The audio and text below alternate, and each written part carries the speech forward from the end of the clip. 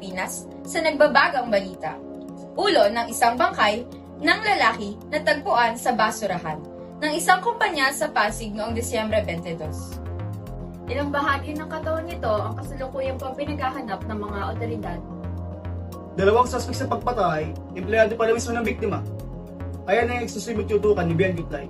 Bian Gutlay, pasok!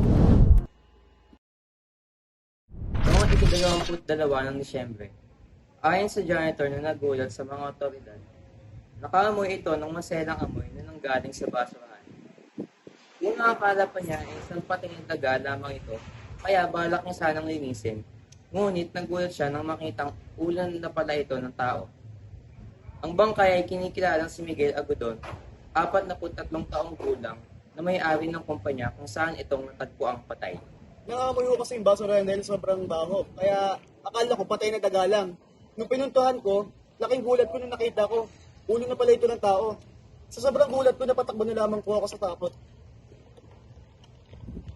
Batay sa death certificate, ang biktima ay namatay matapos makatamo ng ilang mga saksak gamit ang kutsilyo at pinag-chop-chop pa ang katawan nito. Isang araw matapos matagpuan ang bangkay, ay isang babae ang lumapit sa pulisya upang aminin na siya raw ang pumatay sa biktima. Itago na lamang natin siya sa pangalan na Sophia na ayon sa mga otoridad ay isang empleyado sa kumpanya ng biktima. Sa extrajudicial confession ni Sophia, inamin niya na siya ay may kasama sa pagpatay at ito ay ang kanyang co-worker sa opisina. Base ho sa nagbigay na extrajudicial confession, ay inamin niya na ang pagpatay sa biktima ay napagplanuhan. Sinabi rin niya na ang biktima raw ay mapang-abuso. Kung minsan, ay pinag-overtime pa raw sila nito at pinagsasamantalahan. Kaya nila nagawang patayin ng biktima. Sa pagpatay, sinasabing nilasing nila ang biktima bago ito dalhin sa isang silid upang doon patayin. At matapos nito, ay saka nila itinapon ang mga parte ng katawan nito sa iba't ibang lugar. At isa na rin ang basurahan kung saan natagpuan ang isang parte ng bangkay kinabukasan. Sinambahan na ng kasong murder si Sophia at sa ngayon ay nagpapatuloy ang manhunt operation para sa pangalawang babae na sinasabing kasabwat sa pagpatay at ito ay kinikilalang si Samido.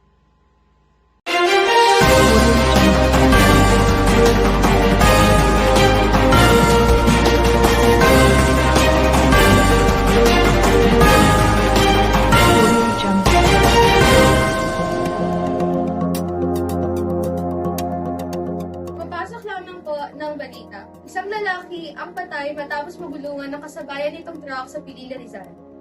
Ayon sa mga residenteng nakita, umovertake raw ang biktima kaya ito nahagip ng kasabayan nitong truck. Base naman sa mga pulis na kadestino, pinara raw nila ang binata sapagkat wala itong headlight at hindi ito nakasuot ng helmet. Ngunit imbis na huminto ang biktima, ay agad itong nagmaniubra po. Kinilala ang biktima na si Tristan Bagares, 16 na taong gulang at hindi pa lisensyadong driver. Hingil naman ng mga otoridad na maging mahigpit ang mga magulang sa kanilang mga anak, lalo na pagdating sa pagmamaneho, upang maiwasan ng mga hindi inaasahang disgrasya.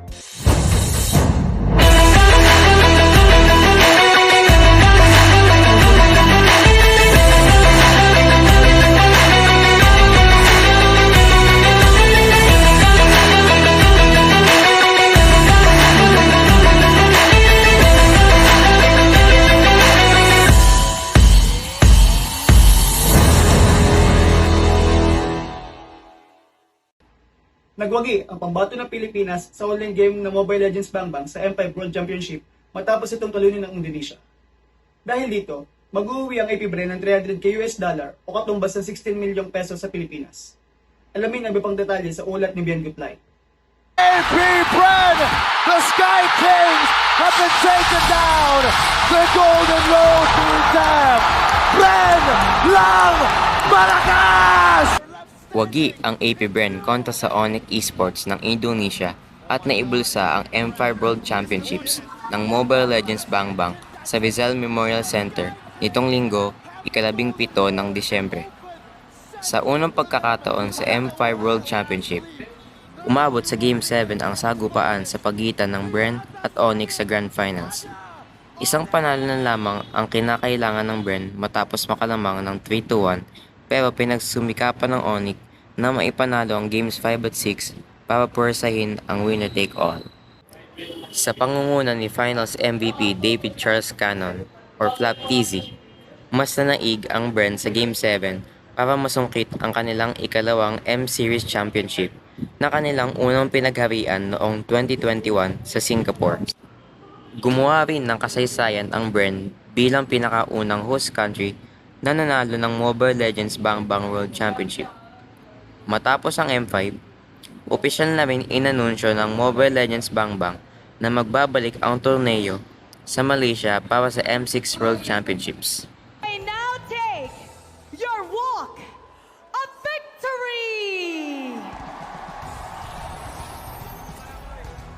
Your pursuit towards greatness has led you to be crowned. At muli, ayan lamang po ang mga balitang aming hatid ngayong Lunes. Ako si Samil Alexis D. Pascual. Maraming salamat po.